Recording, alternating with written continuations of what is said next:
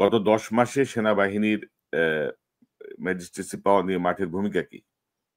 ফ্যাসিবাদের বিরুদ্ধে তারা কি করছেন? এই সেনাবাহিনীর প্রতি এটা আমাদের আসলে চিন্তাধারা একটা কনসিস্টেন্স আছে। যদি আপনারা যারা আমার লেখার সাথে আগেই পরিচিত, সেই 2005 থেকেই কিন্তু আমি যাই দিনে লেখালেখি শুরু করেছি এবং মোটামুটি রেগুলার ওই সময় যখন এটা দৈনিক হলো তখন তো কলাম লিখতাম প্রতি সপ্তাহে। তখন কিন্তু বারবার আপনার যেটা আছে আর্মিটাকে একটা, আমি যেহেতু দেশটাকে ভালোবাসি, এই দেশকে ভালোবাসি বলে আমার আর্মির প্রতি এক ধরনের কি বলবো একটা পক্ষপাতিত্ব আছে। আমি চাই না, তখনই বারবার কিন্তু ওই সময় আমি অনেক লিখেছি যে আর্মিটারে যেন আমরা জনগণের মুখোমুখি দাঁড় না করাই। আপনারা শুনেছেন এই কথাগুলি এসেছে, এইগুলি কিন্তু আমরাই প্রথম বিভিন্ন এই কলামের মাধ্যমে এগুলি শুরু করি। আমি জানি না, হয়তো সেই ন্যারেটিভগুলি আমরাই তৈরি করেছি যে এই আর্মিটারে আমরা যেন জনগণের মুখোমুখি দাঁড় না করাই। সেটা কিন্তু 2005 থেকে আমরা তখনই এই সিমটমগুলি দেখা যাচ্ছিল যে আমরা জনগণের মুখোমুখি দাঁড় করাচ্ছে এবং সেইগুলি প্রমাণিত হয়েছে।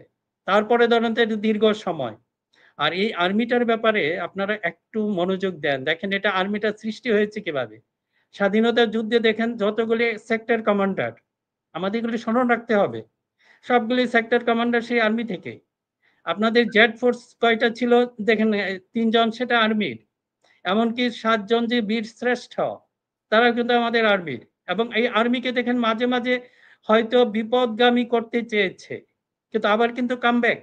সেই 75 বলেন, সেই সিপাহী জনতার বিপ্লব, তারপরে 90-এর আন্দোলন, বিভিন্ন সময়ে দেখেন, এমনকি 2024 সালে আর্মি কিন্তু জনগণের বিরুদ্ধে দাঁড়ায় নাই, চেষ্টা করা হয়েছে। এই ক্রেডিটটা কিন্তু আমাদের দিতে হবে। এই বৈশিষ্ট্যটা আমাদের জন্য, ন্যাশনাল সিকিউরিটির জন্য একটা বিরাট বিষয়। কাজে আমি যে জিনিসটা বলতে চাচ্ছি যে এটাকে আমাদের একটা ইনস্টিটিউশন, হ্যাঁ আমাদের যখন আমরা ফেসিবাদের বিরুদ্ধে যুদ্ধ করেছি, সংগ্রাম করেছি, আমাদেরকে বলতে হয়েছে, এটা না বললে এটা আসতো না। কারণ এটা একটা ডিসিপ্লিন ফোর্স। এর সরকার যদি এর গাড়ে চেপে বসে আর কিছু করার নাই, ভিতরে দেখবেন সবাই একই কথা বলছে, কারণ এটা এই এটা এতে লিমিটেশন আছে। কাজে এখন আমি আপনি আমরা যেন এমন কোনো সমালোচনা না করি যেটা এর ক্ষতিগ্রস্ত। হ্যাঁ কিছু সমালোচনা আছে অবশ্যই, ওখানে আমি ভিতরে লিখেছি। এবং এটার বড় দায়িত্ব হলো আর্মির নিজে, তারা জানে তারা সেন্সিটিভ, এমন কিছু কাজ করবে না যখন জনগণের মুখ খুলতে বাধ্য হয়। এবং এটার জন্য তাদেরকে একটু স্পেস দিতে হবে, তাই না? আমরা যদি মনে করেন কথা বলার সাথে সাথেই সমালোচনা করে বসি, তা না। প্রথমে চেষ্টা করতে হবে ইন্টারনাল সোর্সে।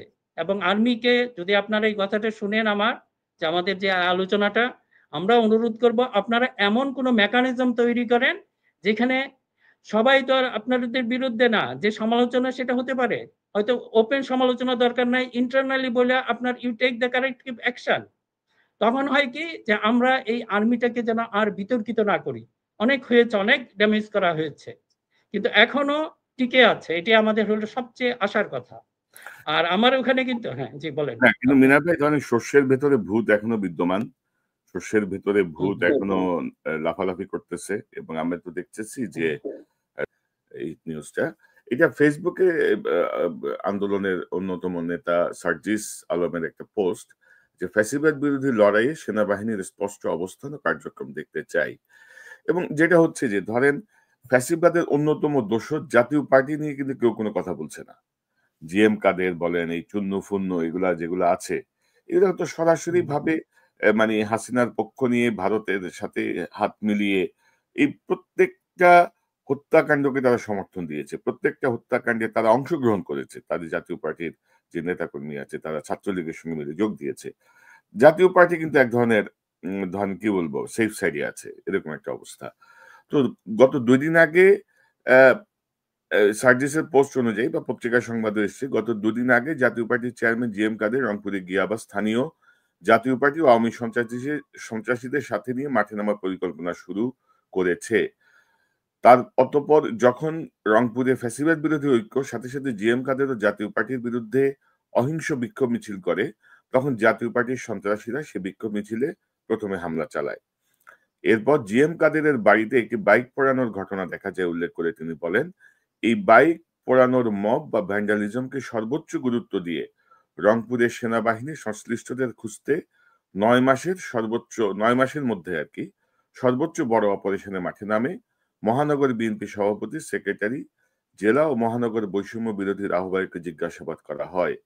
জিজ্ঞাসাবাদ করা হতেই পারে, এটা নিয়ে কোনো সমস্যা নেই, কিন্তু যে ঘটনাগুলোকে কেন্দ্র করে এই সর্বশেষ ঘটনা ঘটেছে সেই ঘটনাগুলোর কারণ কিংবা সংশ্লিষ্ট ব্যক্তিকে না খুঁজে সর্বশেষ বিষয় নিয়ে আধিক্ষেপটা দেখানো শুরু হয়েছে। আধিক্ষেপ্ত দেখানো শুরু হয়েছে। তো অর্থাৎ তিনি যেটা আমরা বুঝতে পারছি যে গত 10 মাসে সেনাবাহিনীর ম্যাজিস্ট্রেসি পাওয়ার নিয়ে মাঠের ভূমিকা কি, ফ্যাসিবাদের বিরুদ্ধে তারা কি করছেন, জাতীয় পার্টিকে তারা কি করছেন। এখন জাতীয় পার্টির জিএম কাদেরের বাসার সামনে সে তো আবার সংগঠিত হচ্ছে, সে আবারও কিন্তু চেষ্টা করছে। এবং আপনি জানেন যে আমেরিকায় অনেকেই ভাবছিল যে ডক্টর ইউনূস পড়ে যাবে ওই যে 22-23 তারিখে, অনেকে ব্যাগটা গুছাই ফেলছিল যে দেশে ফিরবে, আওয়ামী ইয়েগুলো আর কি। এরা প্রস্তুত কিন্তু যে কোনো সময় তারা দেশে যাবে, কিন্তু ক্রমশ দেরি হচ্ছে। আমি একটা ভিডিও দেখাই আপনাকে। রংপুরের এই ঘটনায় সেনাবাহিনীর একটা অফিসারের আমি আপনাকে দেখাই, এক ধরনের মিটিং হয় সেখানে সবাই। Thank you very much. এটা কিন্তু কথা ছিল। থ্যাংক ইউ আমি একজন আমি পাবলিক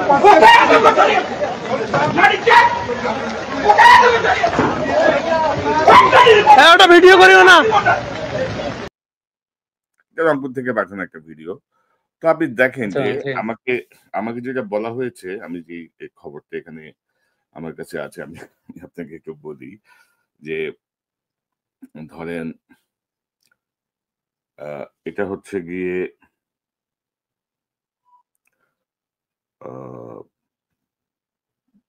রংপুরে ভাঙচুরের অপরাধে 2 সমন্বয়ককে জিজ্ঞাসাবাদের জন্য ক্যাম্পে নিয়ে আসে সেনাবাহিনী, কিন্তু তাদেরকে ছাড়িয়ে আনতে ক্যাম্পে যান এনসিপি নেতা সার্জিস আলম। আমি কনফার্ম না, সার্জিস সম্ভবত আমি শুনেছি গেছে।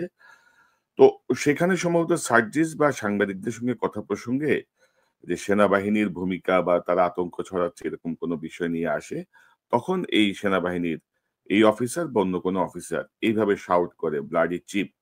তো ব্লাডি চিপ কে রে বেটা, তোর এত বড় সাহস কেমন হইলো? 15 বছরে ব্লাডি চিপ বলতে পারছিস কাউরে? 15 বছরে এই শাউটিং কোথায় ছিল? 15 বছরে ছাত্রলীগ ছিল আব্বা, যুবলীগ ছিল মা, তাই না? আমরা দেখছি না সব। এখন পরিবর্তন হয়েছে, এখন আবার তোমার টার্ন নিতেছ, ব্লাডি চিপ শাউট করো। এই ম্যাজিস্ট্রেসি পাওনি কি করছো রে ভাই? ব্যাখ্যা দাও। এই ব্যাখ্যা চাইলে আমি আমার অপরাধ ব্যাখ্যা চাওয়া? বলেন আপনার কথা শুনে। আচ্ছা কনক ভাই, এটা যে কথাটা বলছিলাম যে এখন এখানে ধরেন এই কারণেই আসলে সেনাবাহিনীকে খুব বেশি দিন রাখার প্রয়োজন নেই, দরকার মানে প্রয়োজন নেই, মানে থাকা উচিত না, রাখা উচিত না। অবশ্যই মাঠে থাকা এটা উচিত। শুধুমাত্র হ্যাঁ, এখন আমি আপনাদেরকে বলি যে দেখেন আমরা কিন্তু আবার অ্যাকসেপ্ট করি না, তাদেরকে মাঠেও চাই। এখন মাঠে ইন্ডিভিজুয়ালি এখানে ধরেন অনেক মানুষ আছে, এক এক ধরনের মেজাজ এক এক রকম, খেয়াল করেন কিসের কারণে দেওয়া হয় না। এখন যদি আমরা বলি এদেরকে যদি আপনি এরকম সারা দেশে এইভাবে রাখেন, হয়তো ধরেন 300 জন তাদের মেজাজ কন্ট্রোল রাখবে, আবার হয়তো 10 জন 20 জন রাখবে না। সেটাই যদি আবার এইভাবে আসে, সেটা তো আসলে আমাদের টোটাল সেনাবাহিনীর বিরুদ্ধে যাচ্ছে।